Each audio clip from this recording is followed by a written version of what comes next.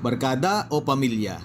Napansin mo ba, kapag inaya ng tropa, tara, gala, go agad. Pero kapag nanay mo ang nag-aya, anak tulungan mo nga ako dito, biglang busy. Pakinggan niyo ito mga kabataan, Proverbs 1 verses 8 and 9. Listen, my son, to your father's instruction and do not forsake your mother's teaching. They are garland to grace your head and a chain to adorn your neck. Ibig sabihin, ang pamilya ang unang dapat pahalagan, hindi lang ang barkada. Walang masama sa pagkakaroon ng kaibigan, pero tandaan mo, ang tropa minsan andiyan lang kapag masaya. Pero ang pamilya, kahit anong mangyari, hindi ka iiwan. Kahit strict ang nanay at ang tatay, ginagawa nila yan dahil mahal ka nila. Hindi para sirain ang kasiyahan mo. Kaya bago mo unahin ang lakwat siya, bigyan mo muna ng oras ang pamilya mo. Baka dumating ang araw gusto mong bumawi, pero huli na ang lahat.